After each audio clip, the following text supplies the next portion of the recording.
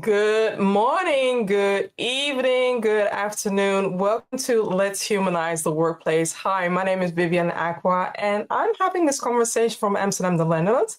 I am an inclusion strategist collaborating with different companies all over the world and helping them breaking barriers, but also helping them with creating inclusive recipes when it comes to team collaboration, when it comes to effective collaboration, effective communication. So today I've been really, as you can see, my cheekbones are up to here, but I'm really excited to interview a dear friend of mine, but also interview somebody who I respect and admire in so many ways.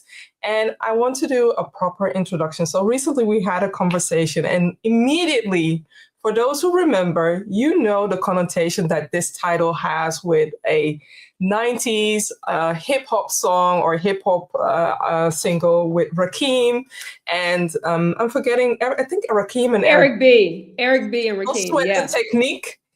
And immediately when we were talking about it, I immediately had to think about that song. And I want to do a proper introduction, Kimberly, because otherwise people are going to say like, who is this woman? So my guest of honor, my guest speaker of today is Kimberly Fuqua, and she is a director of customer experience for Microsoft EMEA, but she's also a founder of Luminous Leaders, a platform empowering leaders to communicate with impact and build inclusive cultures. With extensive experience in global tech, and she explores how innovations can strengthen human connection. Now, there's another thing that I need to share about Kimberly and myself. We both like food. We connect on food. So we had some food experience throughout Amsterdam, and we are still going to continue that experience. But just an FYI, win our hearts, bring us good food. That's it. Thank you for that plug, Vivian. Hopefully I'll get some invitations to some nice restaurants. Exactly. So let's start with today, because today is all about not sweating the technique and leveraging AI. But before we dive into that particular part, what is your definition of humanizing the workplace? I think humanizing the workplace to me is easier said than done. I love the term, but it really takes a lot of work. And it starts in leadership, but it also needs to have a grassroots, bottoms up approach. Everybody has to be intentional about what they Yeah. do. And I think that's where the hard part comes in, whether you're designing processes or systems or trying to change your culture or maintain a culture of belonging. You've got to do it in a way that motivates most of your employees. You know, you're not always going to get 100% to be holistically healthy and have them come to work to do their best work and optimize their potential. And one more thing is super important is belonging. They have to feel like they belong to a community. I have an example. Can I share an example of what it looks like? Of course, it's yours. Yeah. At Microsoft, and I do this in some of my other meetings as well outside of Microsoft with my company, Luminous Leaders, we do what we call a check-in. So before we even start talking about business and numbers and metrics and all of that, before we turn on Copilot, we do a roundtable and we have people talk about what's top of mind for them, not just at work. They can talk about work, but also in their life. Because we recognize that there's not a work Kim and a life Kim, there's a Kim. And I have to download all of that, what's going on inside of me, so I can upload the business conversation and be super effective and efficient. So to me, that is an example of humanizing the workplace and keeping people at the center of what you do. And then she dropped the mic, and now I have to pick up the mic. But I just wanted to add, because you are mentioning such a important thing that most organizations, most workplaces, most team forget. We get back to business, whether we are happy or sad. We get back to business and dive into the business aspect as if we are robots. Whilst with a check-in, you can find out where somebody's at. You can find out maybe the person is a caregiver, or maybe the person is a caretaker, or maybe something happened throughout the year or the day, or maybe it's the remembrance of losing their parent or a loved one were there, so that you honor and respect their humanity. Because sometimes we come at work and we don't honor and respect the humanity, and we ask people to do their thing and go back to home. And apparently we need to deactivate our human part and go back to work. And that doesn't work. So within the collaboration, the things that I do, and you mentioned, a facilitation technique, the check-in, but also the check-out. Where are we? How can we align ourselves? But also, how can we check out, and how can we come to an alignment that fits us to support us in humanizing the workplace? So really like that. Yeah, agreed. Yeah.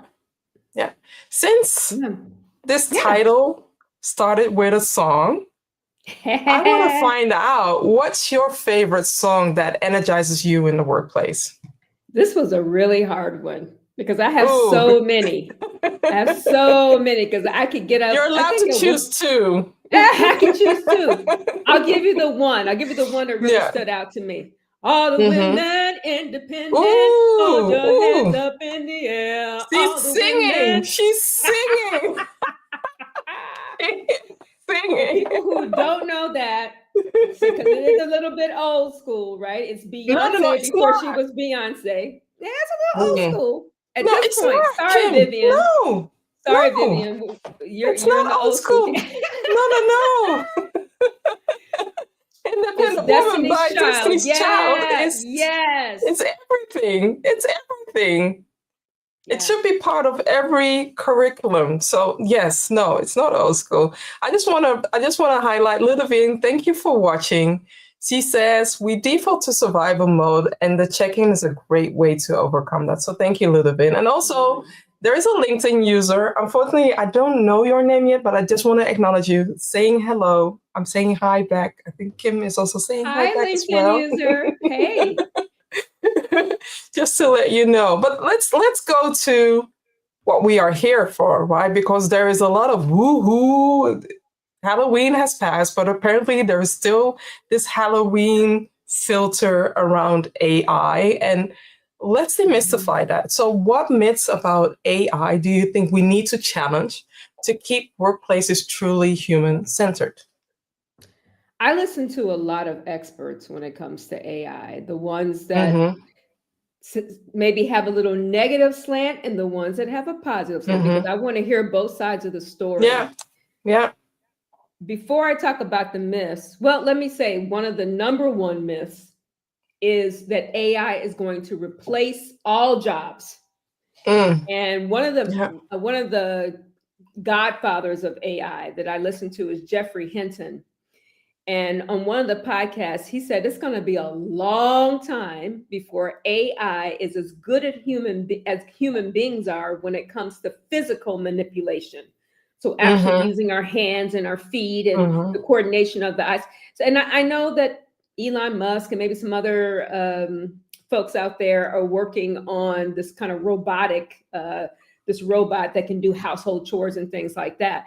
But he actually said, Jeffrey said that he suggests more people consider being a plumber or an electrician because those kind of jobs will not be replaced. But even with that, so that's more of, jobs that you work with your hands.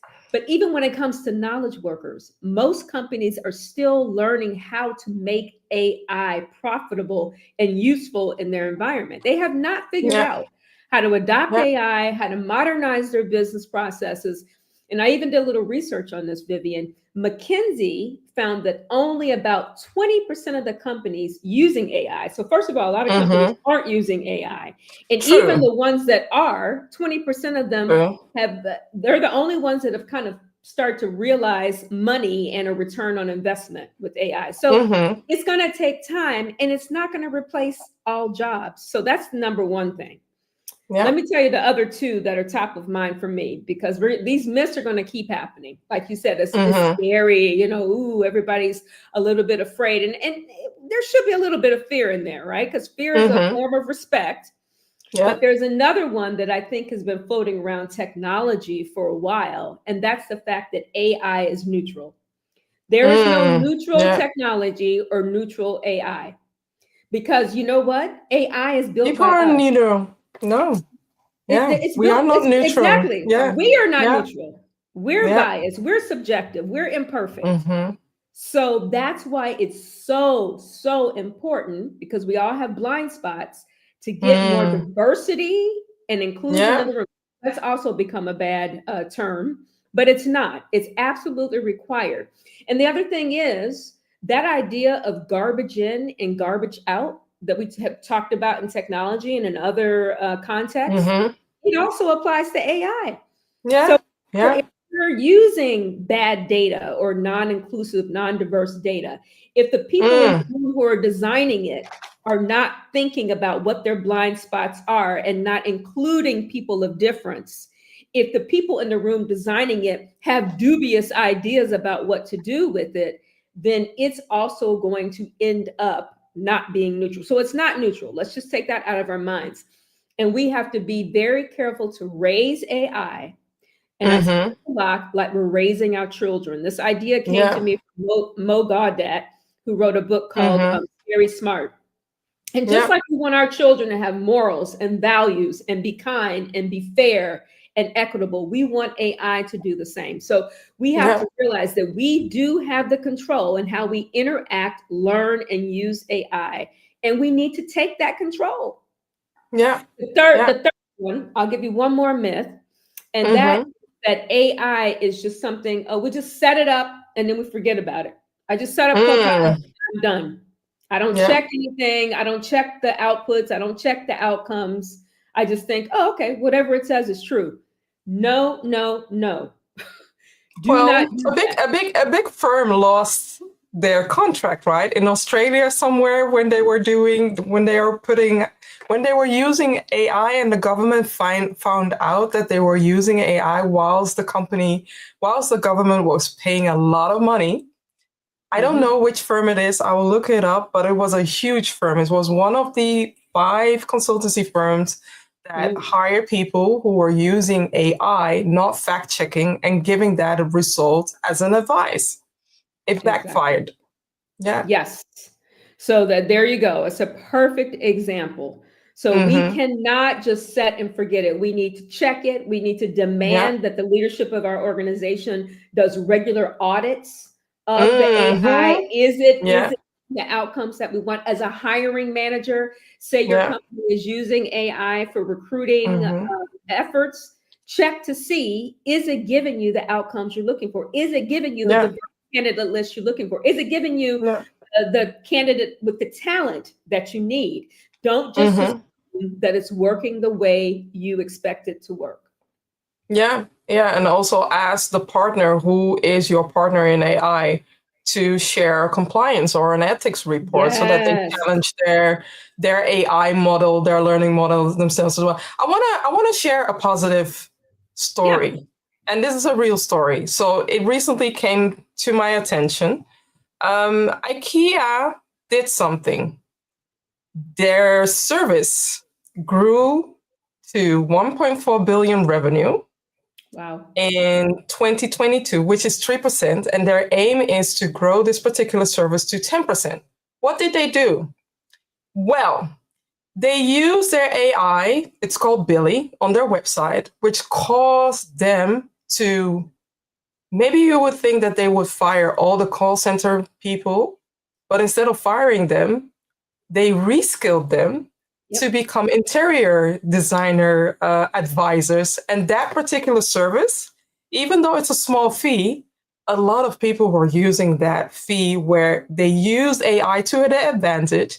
And instead of firing their people, given that the people have the knowledge of how IKEA works and how IKEA operates, and I'm not paid by IKEA, by the way, to say this, I just want to highlight, this is a good example of how AI is in a way replacing a task, but by replacing a task doesn't mean that you need to replace the people. You can Yes. reskill the people Absolutely.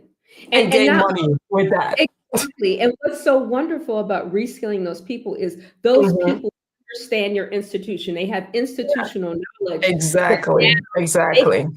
knowledge and the critical Yeah. thinking and the empathy and all the things that come with being a human Yeah. and make that AI tool even more effective.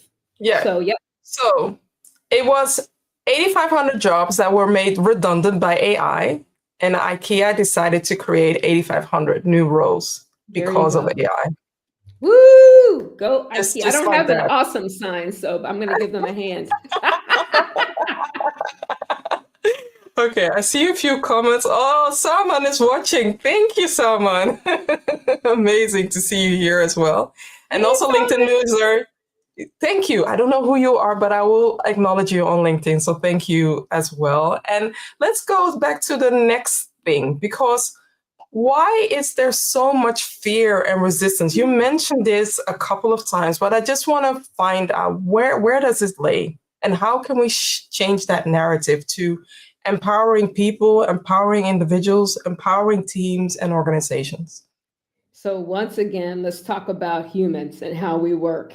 We Yeah. do not like change. And what I Mm, notice is that whenever there's a massive societal change, like what's happening right now with AI, yeah. humans get scared before Hmm. they get smart.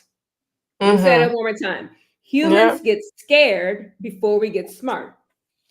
And don't get me wrong, the fear is real. The job security and bias, as we just talked about, and the sense of control we think we're losing. But we have to learn, it starts up here, just like I said. Hmm. Okay, you might be Yeah. scared for a moment. Okay, now kind of put that fear aside or use that fear to motivate you to shift Yeah. the narrative. And then, Yeah. then we need to amplify the accurate narratives about how we can use and control and manage AI to our advantage, to a human Hmm. advantage. But that means that we got to do some work. And Yeah. sometimes that's another piece that we don't like about change is that it requires work.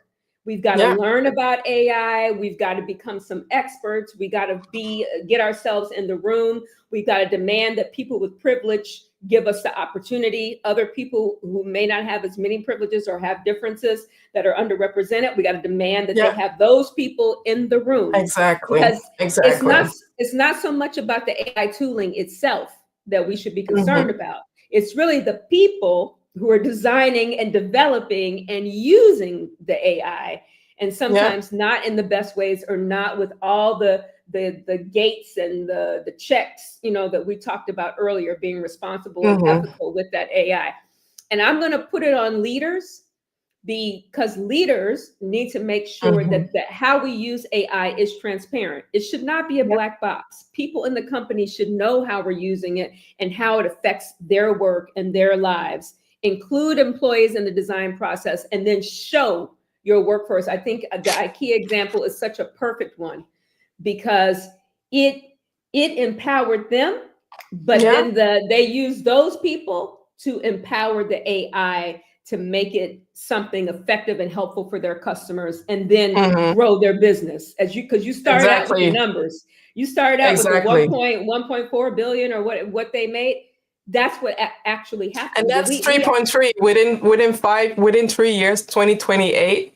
They want to wow. grow that number to 10%, and it's now 3.2%. So just an Wow. FYI. And I also want to say something, because you're talking about leaders. I fully agree that leaders should empower their people.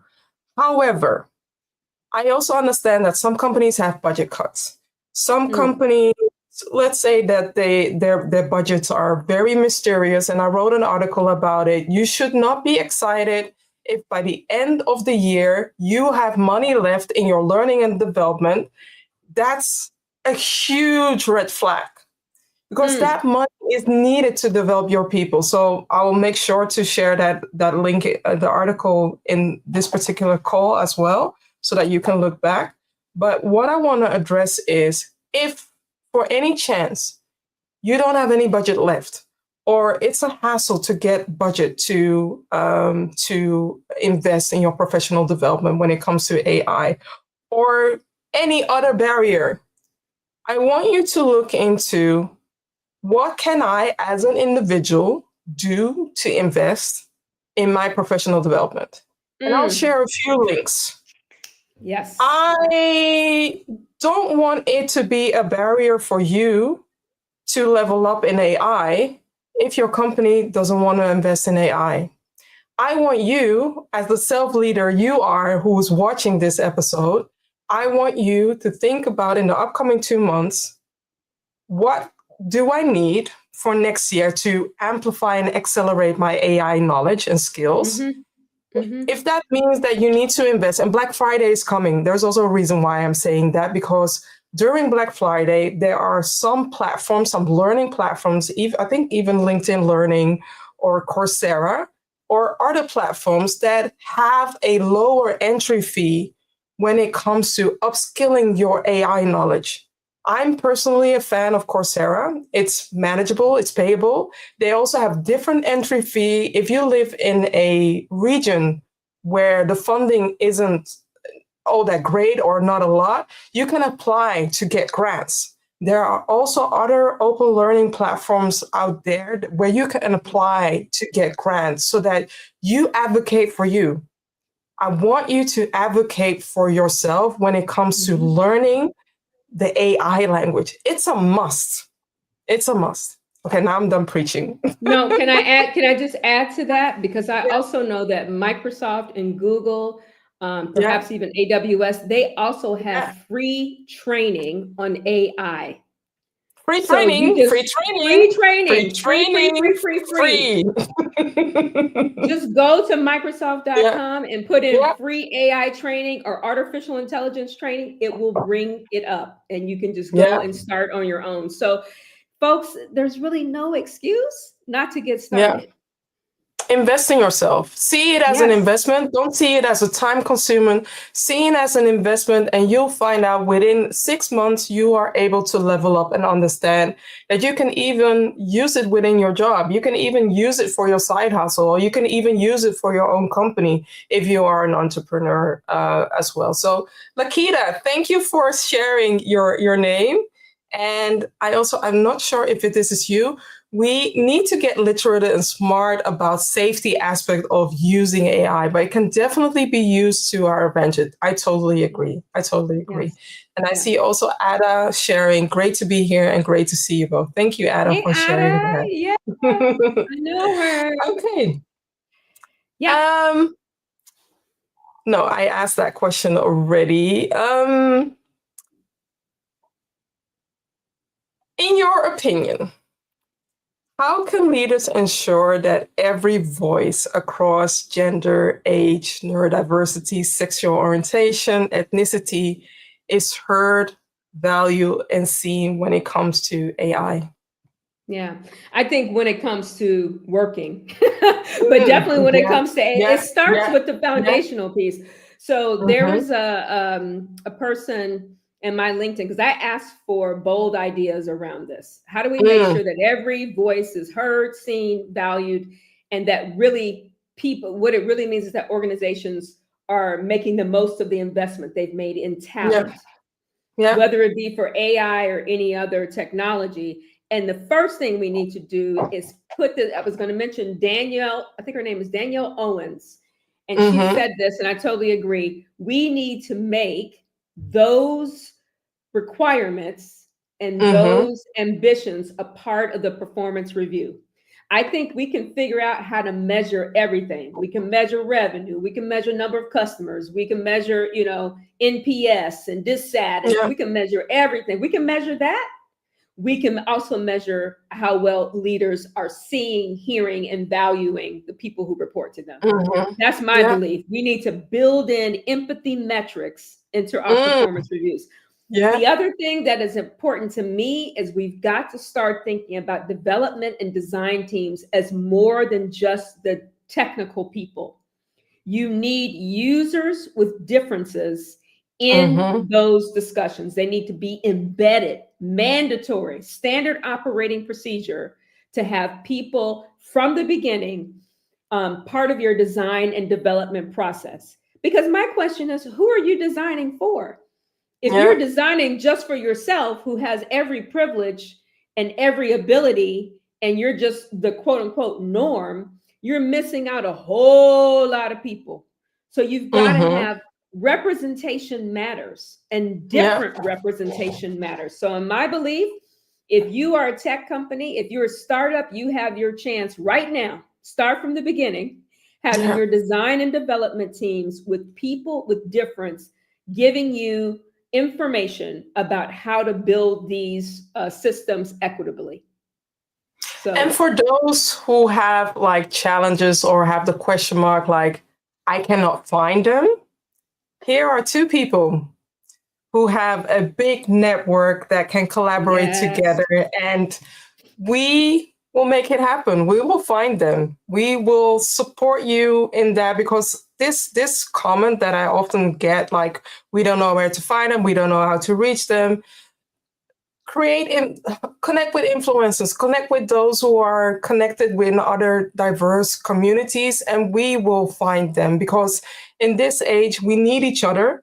Different ages, different backgrounds, whether it's cultural, whether you're born here or not, whether you speak the language or not, we have to make sure that every individual understands how to use AI for good, right? Definitely for good. Which brings me to the following comments.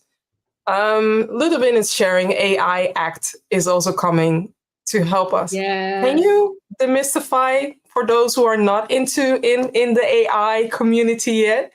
What is the AI Act? You want me to demystify that? Yeah, yes, please. Oh Something, at least boy. something. Yeah. So I know it's the EU. Let me clarify. Mm-hmm. It's the Yeah, EU yeah, AI Act. I wish it was a global agreed upon set of regulations, but yeah. it's not. And it's Mm-hmm. meant to hold companies accountable for Mm, responsible and ethical AI and using it in a way that does not harm humanity. So that's the exactly. general idea around it. Now, I still Yeah, think it needs maybe a little bit more teeth in there to make it real, but it's a start.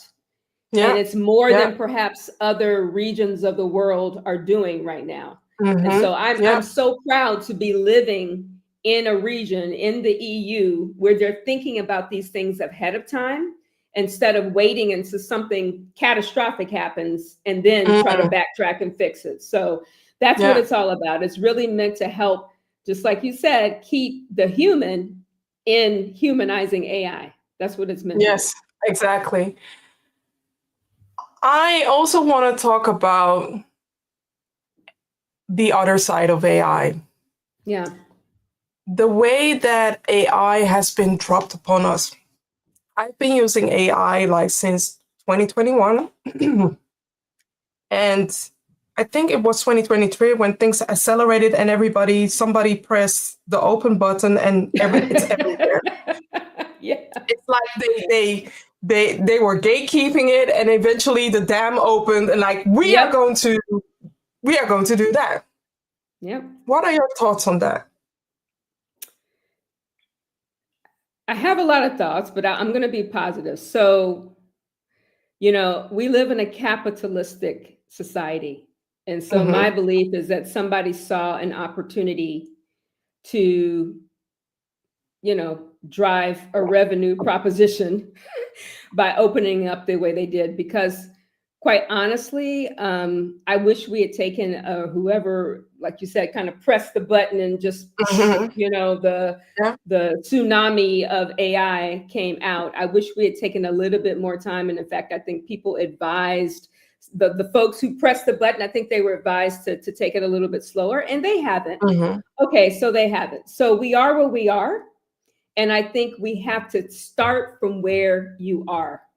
That's Yeah. something that if I were to give advice to people, I would say number one, start with the fact that it's there. AI is here, and let's be real, it's here to stay. Mm-hmm. It's not going Mm-hmm. anywhere. It's going to become even more ubiquitous in our society and in our Mm-hmm. lives. Yeah. But one of the main things you can do is start small. You don't have, you Mm. see this big mountain of AI, and we think we got to climb the mountain immediately. No, Yeah. step by step by step. Like you were saying, learn all you can. There's so many ways to do that. We've already emphasized the different ways that you can learn and learn for free. You just have to invest your Exactly. time.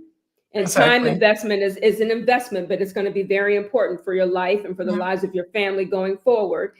And then the second thing you do is don't let that fear stop you. Find a way to start. Maybe you use, if you're a knowledge worker like myself, maybe you use AI. It's already deployed at your company. Use it to start organizing your inbox or use it Yeah. to summarize some meeting notes.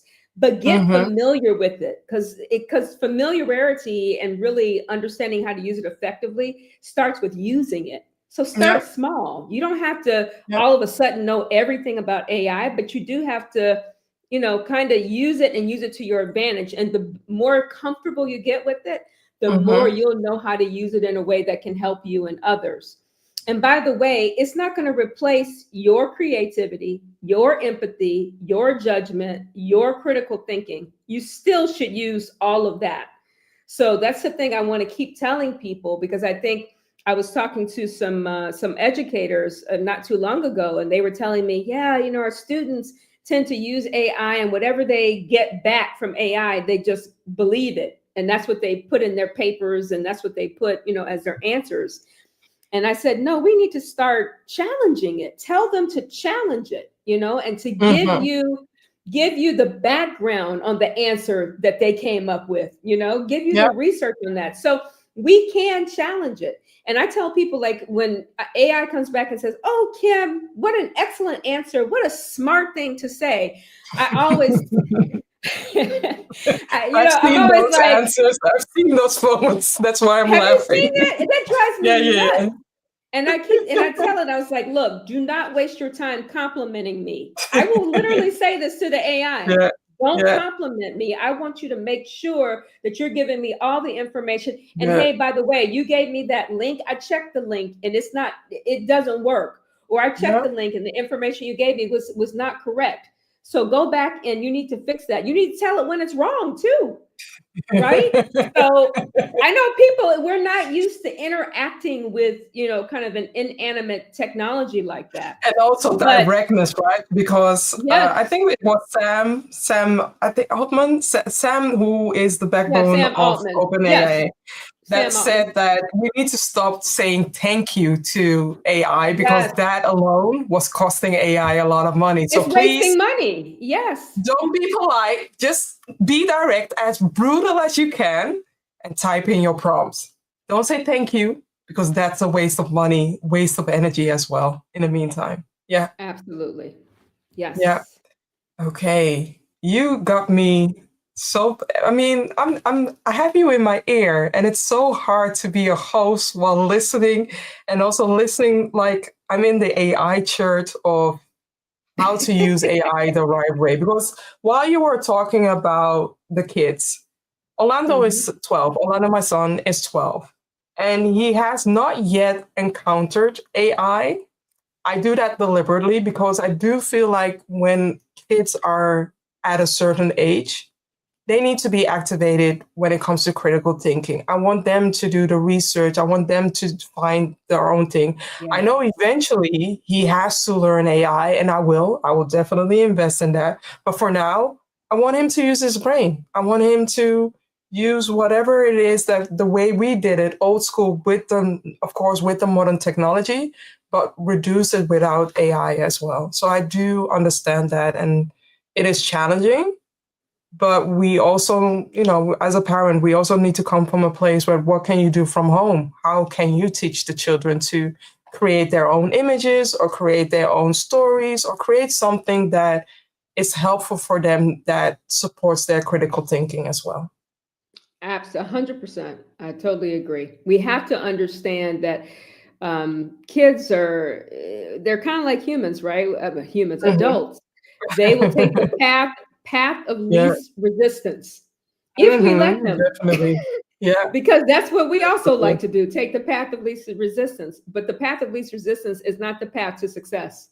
So Mhm. those two things sometimes are in contradiction of each other. So I'm glad you're doing what you're doing and really expecting and require him to still use his brain. There's some studies that say because of AI now that our capacity for thinking and our brain power is actually reducing. And that is not a good thing. We have to be very careful of that. So at the same time that I say AI is a tool, it can be a very effective, useful tool. At the same time, I'm saying that the other side, I'm saying we need to also understand what is at stake and do our best not to fall into the pitfall of letting our brains become mush because we think AI is the answer to our prayers. There's no magic wand with AI. It's not Disney. No, it's not Disney. And you know what? I was telling someone, look, when you use right now, you use AI, as I mentioned before, it's not going to replace all jobs, not going to replace all knowledge worker jobs. Even when I use it today, I'll use it to say, help me put my to-do list together. I may even ask it to help me prioritize my to-do list based on what it knows about my work. But guess what? I still have a to-do list. Yeah. It didn't get rid of my to-do list. And it's not going to. I still have to do the work. And that's what I say about this period. Please, please, please realize that the path of least resistance will not lead us down the path of success. And you still have to do the work with AI. Yes, let AI do the mundane, manage the mundane for you. Absolutely. If it's just a matter of cutting and pasting something into an Excel spreadsheet, let AI do that for sure. But don't turn your brain off and think that it's going to all of a sudden do your work, complete all of your work and at a high quality, like Disney, like you said, with the magic wand. Not going to happen. Yeah, definitely. I see a few comments in the chat. So Gosia, I hope that I'm pronouncing your name right, but she says at TEDx 2025, we talked about how there's no innovation in AI without safety and ethics considerations. Definitely. I couldn't agree more. Regulations won't slow down innovation. They will become an incremental part. So thank you for sharing that. Ludovic says, go Dutch. Go Dutch how? Which? Be direct. By being direct, I think is what you mean. I get it. I get it. Beautiful conversation. Thank you both. Thank you for sharing that. So amazing. And now the last one, AI to me with my young adult is like them learning to parallel park in a car without camera assist. Oh, camera assist first, low, before they even get the camera assist. I love the way that you use this analogy. Thank you for sharing that. Thank you. I love that old school stuff, man, right? Because now you ask somebody, they were interviewing some, I saw it on TV the other day, they were interviewing some young people about driving. And do you know that many of them do not know how to get to places they go all the time without GPS? I know. And I'm like, well, that's scary. I am from that era without GPS because you used to have TomTom. You used to have TomTom, but then TomTom was a little bit replaced by Google Maps. And ever since having Google Maps, I trust Google Maps in every single way, which is not ideal. But my son even has an atlas, and he looks at us like, but we have Google Maps, right? Why do we need an atlas? Yeah, well, old school. So I'm going to put this challenge out here to every adult. I want you to at least once a week drive someplace without the GPS. Now, I know in the Netherlands that's sometimes a little difficult because there's like traffic and construction going on. But choose a time of day. Maybe it's not that busy, and just challenge yourself. Can I get to where I need to go without following, turn right here, or, 300 meters, you turn left here. Can you do that? Because you should be able to. And if you can't, then you need to question if you're not letting your brain get a little bit too mushy. So that's my challenge. I do that sometimes. I just don't look at it or I turn it off. I have a Tesla and I'm like, I don't look at it, or I turn off the GPS. Yep. Okay. So just a suggestion. Okay. Well, we'll take it into account too. I lost you, Vivian. I have till the end of the year, right? I have till the end of the year, so you haven't lost me. Don't sweat the technique now. Can you hear me? Don't sweat it. Yes, I can hear you. There Don't we sweat go. it Can you with hear me me now. again? Yes.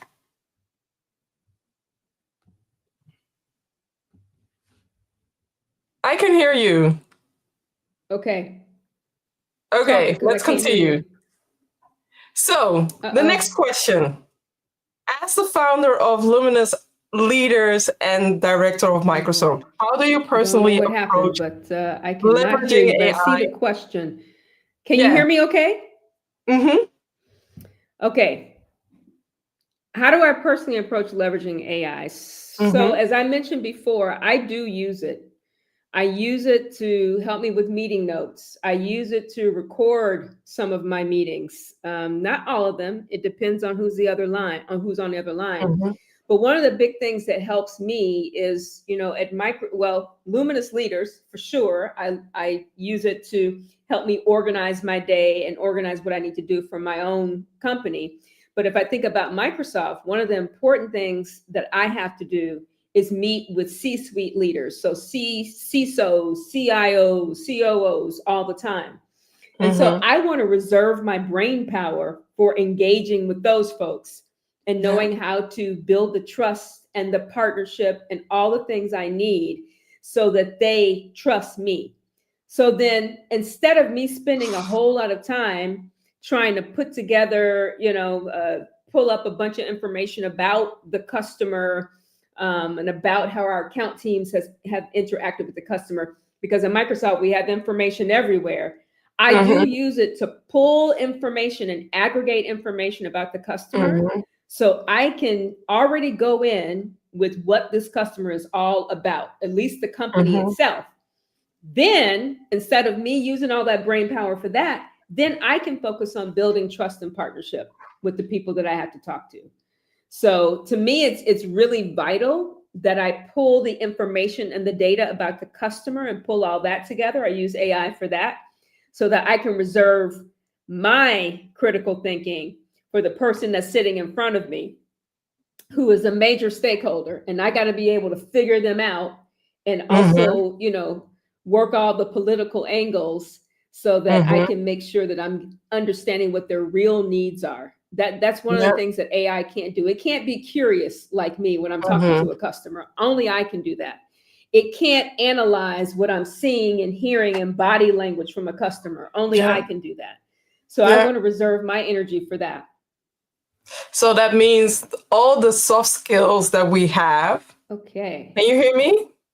You I can't do hear not me. know why I can't hear you, but you can still Okay. hear me, Yes, I can hear you. So right? I'm gonna, in case of the next question, I'm just Okay, gonna ask the next good. question for Kimberly. So, what is a question that I have not asked you? What question have you not asked me?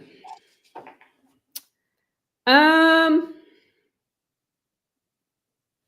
that's a good one. When it comes to AI, I think one of the questions that we wanted to talk about was how I envision AI continuing to humanize the workplace, what my wish is Mhm. for 2030. And so you think 2030, see, that's 5 years, less than 5 years from now. I really hope that people have a lot less anxiety about AI at that point, and they are less afraid and more in control, and have kind of figured out how to fully use it. And more importantly, we as a society focus on democratizing it and making Mm, sure that more and more people around the world have access. I really want to see mhm, how creative we can get with AI to help us be more human. I as part of some of the extra things I do or the fun things I do, I'm on the impact board for Lumo Labs, which is a venture capitalist firm based here in the Netherlands, but they fund startups around the world. And I mhm. love what they do. There's a company that they fund called Hulo.ai. I'm going to shout out to Robert. Maybe he's on the line, but Robert is one of the founders there, and they are using AI to help cities and municipalities and areas save water and find out Mm, where water is leaking and where water is being yeah, wasted, and then yeah. find a way to repair that so that water is not wasted and stops leaking and all of that stuff. Those are the types of things that we could use AI for, making our environment better, making the workplace more inclusive, making us have more time to connect with each other. That's what AI should be all about. And so if we think about it that way, there's so many great things that we could do to improve our world with AI. I love it. I know that you cannot hear me, but I love it. And because, can you hear me? I'm going to use a computer mic. Let's see if that will work a little bit better. Hold on one second. Is there anybody there who has any questions for us? Yes? Wow. Can you hear me? I don't know what happened there, but yeah. At least you can hear me because I can't hear you. I heard you. It just went out on me for some reason. You didn't hear go me on now. mute, did you, Vivian? No. That's something that's still happening. Oh, man. This is about not sweating the technique. So as long as you can hear me and as long as I can hear or people can hear you, we are going to roll with the punches. I enjoyed this conversation. Is there any other topic regarding Luminous? I can't hear you anymore, but if there's something you want me to do or say. I just want to default. Let's see. There we go. Hello. You can put it in the chat or you can just, I will just put it in the chat. But, is there anybody who wants to? I think we might be coming to the end anyway, right? Yeah.